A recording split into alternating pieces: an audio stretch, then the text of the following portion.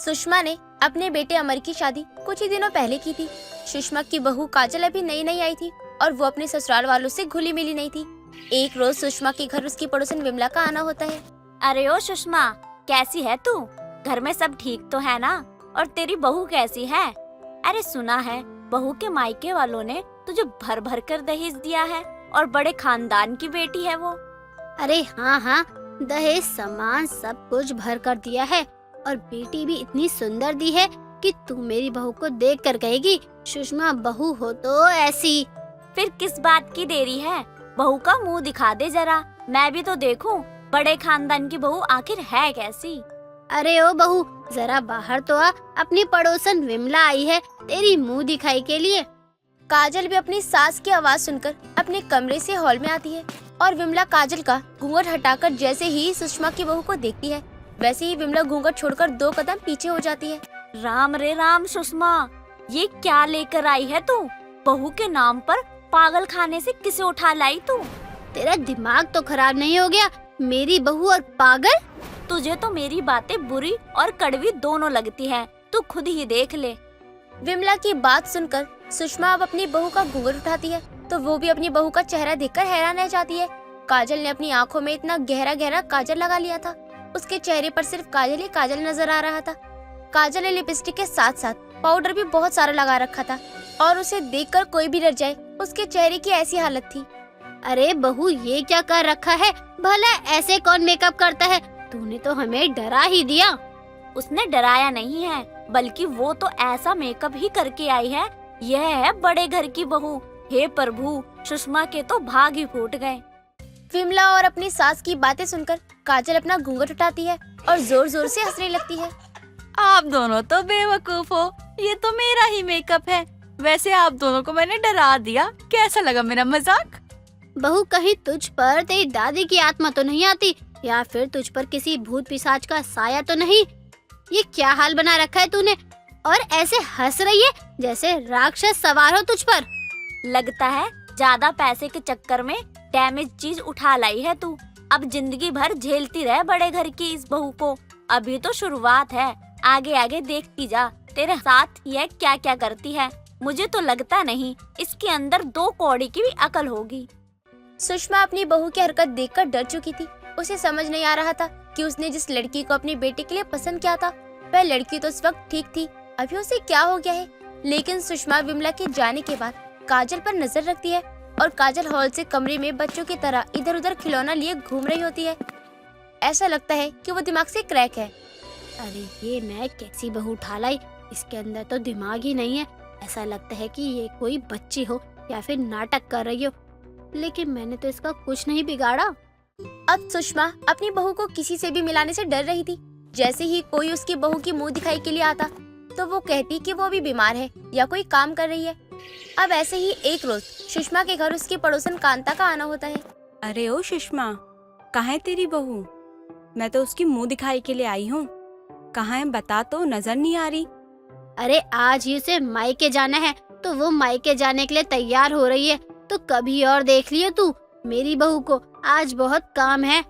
अरे 2 मिनट के लिए आई हूँ, ज्यादा समय नहीं लूंगी। और अब आई हूँ ना तो मुंह दिखाई करके ही जाऊंगी। आखिर मैं भी तो देखूं ऊंचे नाम की पैसों वाली बहू कैसी होती है। क्यों सुषमा, सही कहा ना मैंने? अब इसे मैं और यहाँ से कैसे भगाऊं? अगर इसने मेरी बहू की हरकतें देख ली तो पूरे मोहल्ले में हल्ला मचा देगी कि सुषमा की बहू पागल है। और बहू तो सच में पागल है, उसकी हरकतों से लग रहा है कि वो नॉर्मल बिल्कुल नहीं है। अरे कहाँ खो गई तू? मैं तुझसे बात कर रही हूँ सुषमा, ओ सुषमा। अब सुषमा अपनी पड़ोसन कांता की बातों को इग्नोर कर रही थी, लेकिन तभी हॉल में सुषमा की बहू काजल का आना होता है और वो आते ही बच्चों की तरह हरकतें करने लगती है। उसका अंगूठा उसके मुंह में होता है। अरे सुषमा, ये क्या तेरी बहू है? बाप रे, कैसी है ये? पागल खाने से भाग के आई है क्या? लग भी रहा है। वैसे अच्छा ही है सुषमा, अब तो तू कहीं मुंह दिखाने लायक भी नहीं रही। नहीं नहीं, ये पागल नहीं है, बस अभी इसकी उम्र कम है तभी ये बच्चों की तरह हरकतें कर रही है और कुछ भी नहीं। बहू चल अब अंदर आजा। तुझे क्या लगता है? और जो ये मेरे सफेद बाल हैं, ऐसी धूप में सफेद की है मैंने। मुझे पागल मत बना और पूरा मोहल्ला जानेगा कि तेरी बहू पागल है। तेरी तो अब खूब बदनामी होगी। मेरी तो बहू हाइट में छोटी थी और तूने इतना ज्यादा सुनाया। अब देख लियो तेरी बहू के बारे में ना लोग ना क्या क्या कहेंगे। अरे कांता, तू भी क्यों बातों को दिल पर लेती है? मैं तो बस मजाक करने के मूड में ऐसी हरकतें करती रहती है। तू कर रही होगी मजाक, लेकिन मैं नहीं कर रही। अब सारा मोहल्ला जानेगा बड़े खानदान की बहू कैसी होती है। इतना कहकर कांता वहाँ से चली जाती है। कांता के जाने के बाद विमला का आना होता है और विमला अपनी पड़ोसन सुषमा को उदास देखकर कहती है, जरूर ये जहर उगल कर गई होगी। क्या कह कर गई है जो तू इतनी परेशान हो रही है? कहीं इसने तेरी बहू को तो नहीं देख लिया? हाँ, मेरी बहू को देख कर गई है और कह रही थी कि सारे मोहल्ले में ढिंडोरा पीट देगी कि मेरी बहू पागल है। सुषमा, मैं तो कहती हूँ इसे अभी के अभी इसके मायके छोड़ा, अपना इसके घर वाले जाने और ये जाने। सुषमा और विमला ये बातें कर ही रहे होते हैं कि तभी काजल विमला का हाथ पकड़कर कहती है, अरे मोटी आंटी चलो ना मेरे साथ खेलने। कब से बोल रही हूँ मैं आपको, मैं किसी के साथ खेलने का इंतजार कर रही हूँ, लेकिन कोई भी मेरे साथ नहीं खेल रहा। बहू तू जाकर कमरे में आराम कर, मैं तेरे पिताजी को बुलाती हूँ, ठीक है ना? पापा आएंगे ये। अच्छा माँ जी, मैं ना पापा के आने का इंतजार करती हूँ। पापा मेरे लिए चीज लेके आएंगे। ठीक है, तू अभी कमरे में जा, जब तक मैं ना कहूँ तब तक कमरे से बाहर मत आना। सुषमा अपनी बहू की हरकतों से कुछ ही दिनों में परेशान हो गई थी और अब वो अपनी बहू काजल के पिता उदय शंकर को घर बुलाती है। समधन जी, क्या हुआ? आपने इतनी जल्दी में मुझे बुलाया, सब ठीक तो है ना? अपना दहेज, पैसा, सामान सब कुछ अपनी बेटी को दिया, साथ में एक ऐसी बेटी, वो भी जो पागल है। ये आप कैसी बातें कर रही हो? मेरी बेटी पागल नहीं है, बल्कि मेरी बेटी तो बहुत पढ़ी लिखी है, समझदार है। मेरी बेटी ने ना जितनी पढ़ाई की है मेरे पूरे मोहल्ले में उतना किसी ने पढ़ा लिखा नहीं है। तो या तो मैं झूठ कह रही हूँ या आप झूठ कह रहे हैं, अभी सच सामने आ जाएगा। इतना कहकर सुषमा अपनी बहू काजल को हॉल में बुलाती है, जहाँ काजल के पिता उदय शंकर बैठे होते हैं और अपने पिता को देखकर काजल सबसे पहले अपने पिता के पैर छूती है और अपने पिता का हालचाल लेती है। पिताजी कैसे हैं आप? और घर में सब कैसे हैं? माँ ठीक तो है ना? और वह समय पे दवाई तो ले रही है ना? हाँ बेटा, वो तो ठीक है, वो समय पे दवाई भी ले रही है। तू कैसी है? इसका मतलब तू नाटक कर रही थी, वो भी पागल होने का। क्यों तू मेरी बदनामी कराना चाहती है? क्या हुआ माँ जी, आप किस विषय में बात कर रही हैं? मुझे कुछ समझ नहीं आ रहा। एक तो पागल होने का नाटक करती है और अभी अपने पिता के सामने अच्छा बनकर दिखा रही है। आखिर तूने मेरी इतनी बदनामी क्यों करवाई? क्यों माँ जी, आप भूल गई क्या जब आपने इतने सारे मेहमानों के सामने मेरे पिताजी की बेइज्जती की थी? हाँ, तो शादी ब्याह के माहौल में थोड़ी बहुत नोक-झोंक हर किसी की होती है। बल्कि मेरे पिताजी ने किसी चीज में कमी नहीं की, दहेज, पैसा, हर चीज दिया आप लोगों को। लेकिन आप जैसे लोभी और लालची लोगों को ये भी कम पड़ गया। लेकिन मेरे पिताजी से पूछिए कितना कर्ज है उनके ऊपर। तो तूने अपने बाप का बदला लेने के लिए मेरे साथ ये सब कर रही थी? मान लिया सासू माँ, अक्लमंद तो आप हैं ही, लेकिन आपको समझने में देर हो गई। सुषमा को उस दिन एहसास होता है कि उसने अपने बेटे की शादी में जो बखेड़ा किया था वे कितना गलत था और उस बखेड़े की वजह से काजल ने ससुराल में आते ही सुषमा की बदनामी करा दी और बड़े खानदान की बहू को लोग देखकर यही कहते हैं कि पैसों के लिए सुषमा ने पागल लड़की से अपनी बेटी की शादी करा दी। रजनी रात के 2 बजे रसोई में खाना बना रही होती है, तभी उसका पति अजय रसोई में पानी लेने के लिए आता है और उसे खाना बनाते हुए देखकर बोलता है, रजनी तुम्हारी दिमागी हालत खराब है क्या? अगर है तो बता दो मुझे, डॉक्टर के पास लेके चलता हूँ। अभी हमारी शादी को ज्यादा समय भी नहीं हुआ है। आप रात के 2 बजे क्या बकवास कर रहे हैं? आप इतनी रात को रसोई में क्या कर रहे हैं? यही बात तो मुझे तुमसे कहनी थी, इसलिए मैं तुम्हें पागल कह रहा था। तुम रात में ठीक से खाना क्यों नहीं खाती हो जो आधी रात को भूख लग गई? मुझे भूख नहीं लगी, बल्कि मेरा ऑनलाइन ऑर्डर आया था तो मटर पनीर की सब्जी और रोटी, तो वही बनाकर मुझे डिलीवरी करनी थी और डिलीवरी बॉय आता ही होगा। तुम क्या ये ऑनलाइन के चक्कर में पड़ी रहती हो? कुछ नहीं होने वाला इससे। बिना बात के तुम ना मेहनत कर रही हो। देखिए, कभी मेहनत से पीछे नहीं हटना चाहिए। बाकी देना ना देना सब भगवान के हाथ में है। फल की चिंता करके क्या हम काम नहीं करेंगे? वैसे भी जो फल की चिंता करता है ना, उसका काम कभी जिंदगी में पूरा नहीं होता। यार, इससे बिना बात के तुम्हारी नींद खराब होती है और कुछ नहीं होता इससे। अरे ये ऑनलाइन काम करना छोड़ दो, अपने घर पे ध्यान दो। देखिए, आपको जो कहना है कहिए, लेकिन मुझे ऑनलाइन काम करने से मत रोकिए। ठीक है भाई, करो जो करना है तुमको वो करो। मुझे पानी दे दो, मैं चला सोने। जी ठीक है, मैं देती हूँ।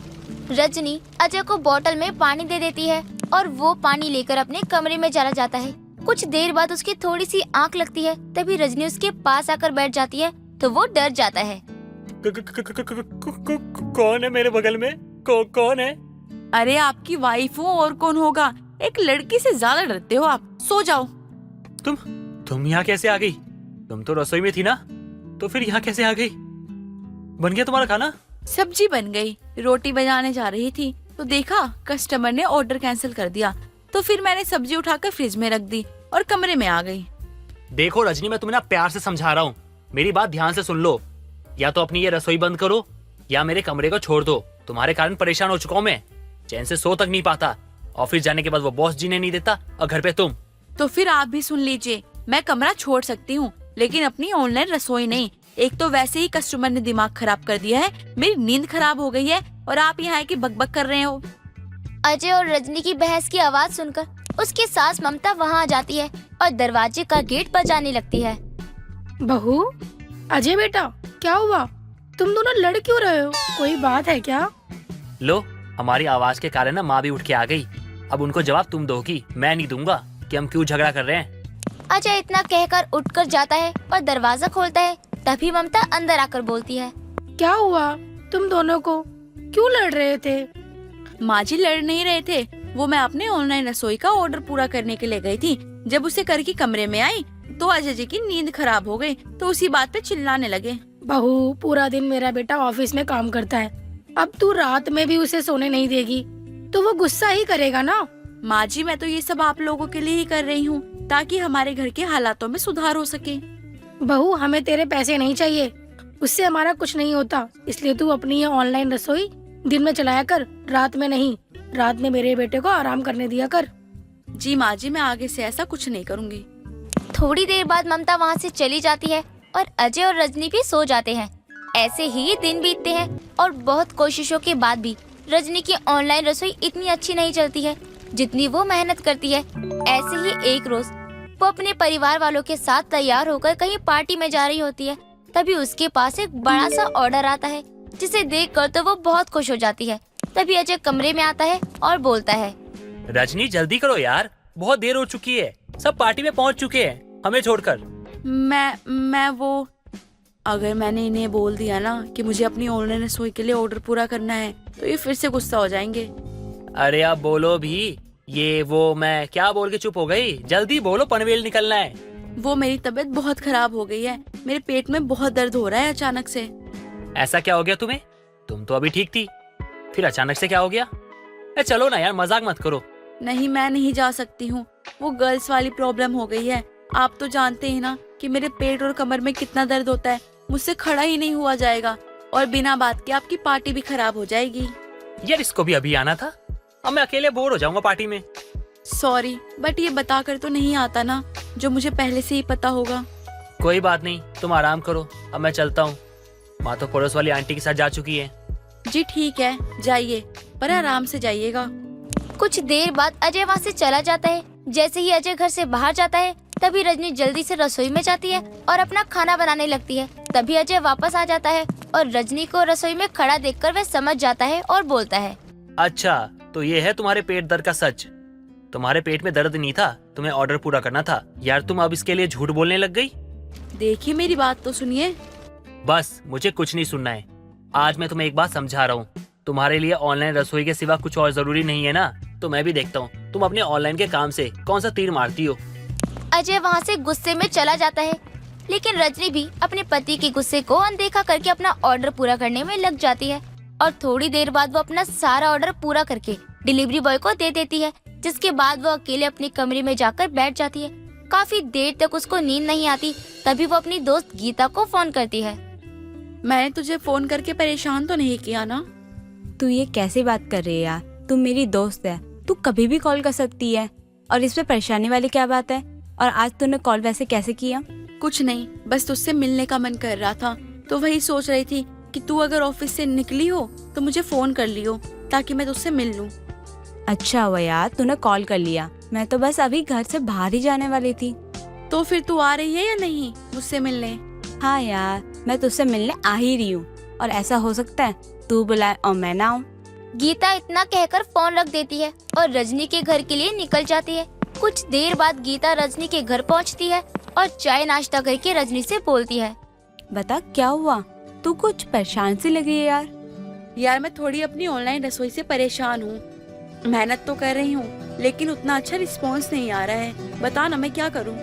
तू एक काम कर यार, ऑनलाइन खाना डिलीवर करने के साथ ना तू अपना ना खुद का ना ऑनलाइन फूड का चैनल शुरू कर ले, जिसमें खाना भी बनाती रहेगी और दिखाती भी रहेगी लोगों को। और एक काम करना, इंस्टाग्राम भी चालू कर ले, तेरा ऑनलाइन काम भी ना अच्छा चल जाएगा और टाइम ना उतना ही लगेगा यार। वो कैसे करेंगे, मुझे अच्छे से समझा, क्योंकि मेरे घर वालों को लगता है कि मेरे अंदर कोई हुनर ही नहीं है। वो मेरी ऑनलाइन रसोई के काम की वैल्यू नहीं करते। सबकी ना अपनी सोच होती है, और इस सोच को ना सिर्फ तू पैसे से बदल सकती है, जिससे तू जब लाखों रुपए कमाएगी ना ऑनलाइन से, तब ना सब तेरी खुद तारीफ करने लग जाएंगे। तू सच बोल रही है ना। अब तूने जैसा बोला है मैं वैसा ही करूँगी, और कोई चाहे कुछ भी बोले मैं पीछे नहीं हटूंगी। रजनी को गीता की बातों से एक हिम्मत मिलती है, जिसके बाद वो Insta, Facebook, YouTube online platform के जरिए अपनी ऑनलाइन रसोई को आगे बढ़ा लेती है। देखते देखते इस बात को सालों गुजर जाते हैं, और सालों की कड़ी मेहनत के बाद एक दिन रजनी के अकाउंट में 2 लाख रुपए आते हैं, जिसे देखकर उसका पति हैरान रह जाता है और बोलता है, तुम्हारे अकाउंट में इतने सारे पैसे, ये कहाँ से आए? मैंने ये सारे पैसे ऑनलाइन रसोई से कमाए हैं, और ये पैसे तो सिर्फ 2 महीने की कमाई है। रोज की कमाई बताऊंगी तो आप हैरान हो जाएंगे। मुझे माफ कर दो, मुझसे गलती हो गई। मैंने बहुत बुरा बर्ताव किया तुम्हारे साथ। मुझे आपकी माफी नहीं चाहिए, आपका साथ चाहिए। अब तो आप मेरे ऑनलाइन काम से गुस्सा नहीं होंगे ना? नहीं, कभी नहीं। आज के बाद मैं तुम्हें कुछ नहीं कहूँगा, बल्कि तुम्हारा साथ दूंगा। रजनी के ऑनलाइन काम को समझने और उसकी तरक्की को देखने के बाद उसका पति और उसकी सास दोनों उसका साथ देने लगते हैं, और समय के साथ रजनी अपनी ऑनलाइन रसोई के जरिए बहुत अमीर बन जाती है और अपने घर की सारी परेशानियों को दूर कर देती है। पवित्रा दिल्ली की रहने वाली थी, लेकिन उसकी शादी एक गुजराती परिवार में हो गई थी। पवित्रा को अपने ससुराल वालों से कोई परेशानी नहीं थी, लेकिन उसे गुजराती खाना बनाना नहीं आता था। इस बात को लेकर वो थोड़ी डरी हुई थी। तभी एक दिन वो अपने पति राजीव से बोलती है, राजीव जी, वैसे तो आपके घर वाले मुझे बहुत पसंद करते हैं, लेकिन जब उन्हें पता चलेगा कि मुझे गुजराती खाना बनाना ही नहीं आता, तो कहीं वो लोग मुझ पे गुस्सा ना हो जाए।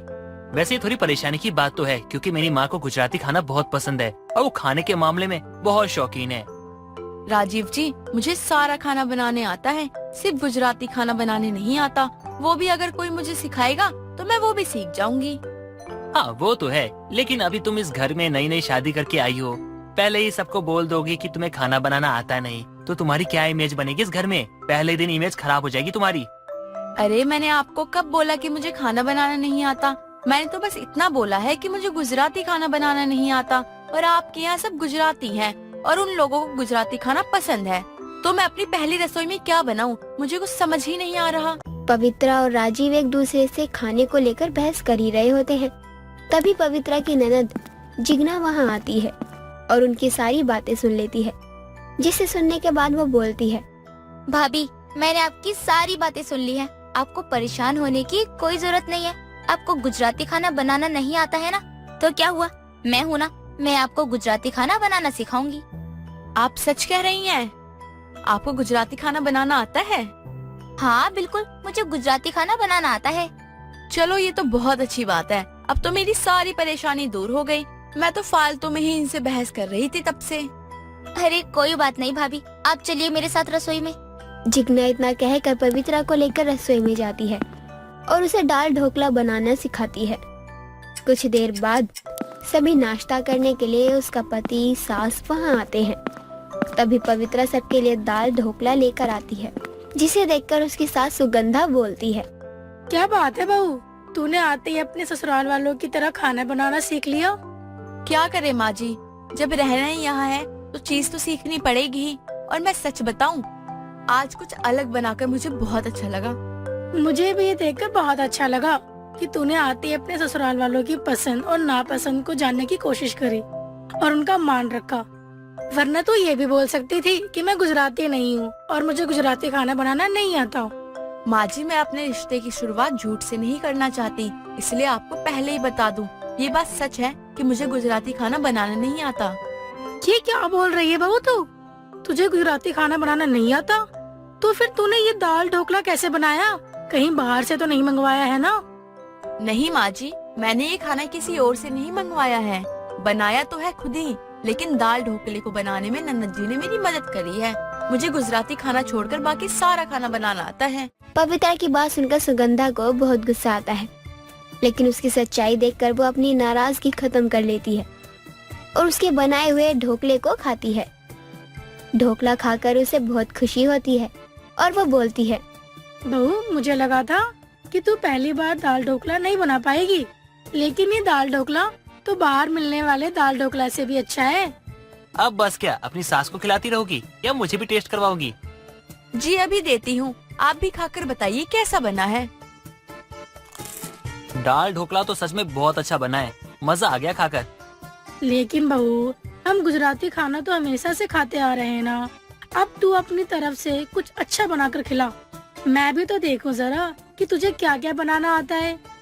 जी बिल्कुल माँ जी, कल से मैं आपको अपनी तरफ का खाना बनाकर खिलाऊंगी, जो हमारे दिल्ली की फेमस रेसिपी है। ठीक है बहू, मुझे तेरे हाथों से बनी चीजों का इंतजार रहेगा। कुछ देर बाद सभी लोग खा पी कर अपने अपने काम पर चले जाते हैं।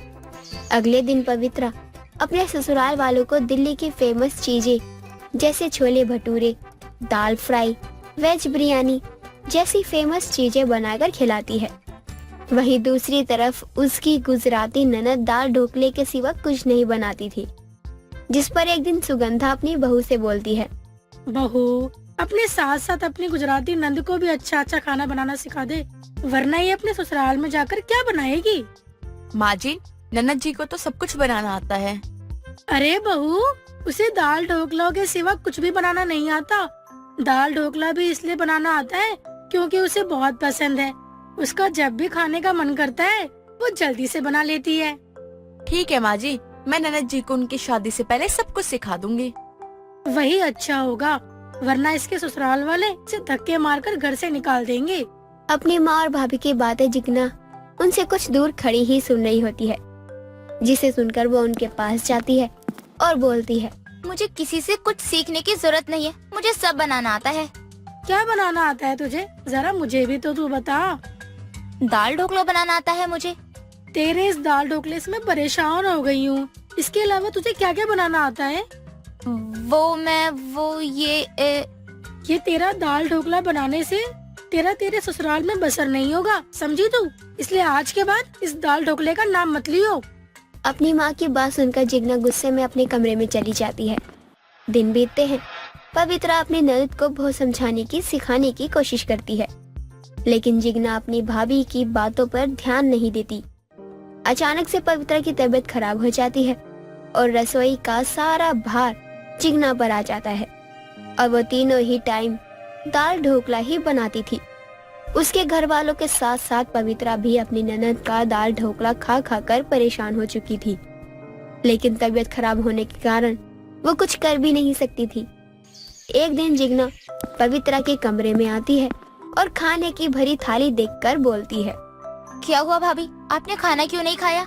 नन्नत जी, अब मेरे बस की नहीं है दाल ढोकला खाना, मैं बहुत बोर हो गई हूँ ये खा खा कर। अब आप भी यही बोलेंगे भाभी, मुझे आपसे ये उम्मीद नहीं थी। तो क्या करूँ नन्नत जी, आप आए दिन सिर्फ दाल ढोकला बनाती रहती हैं। हम भी इंसान हैं, आखिर एक ही चीज कितनी बार खा सकते हैं। भाभी मैं भी तो वही खाती हूँ ना, मुझे तो कोई परेशानी नहीं है।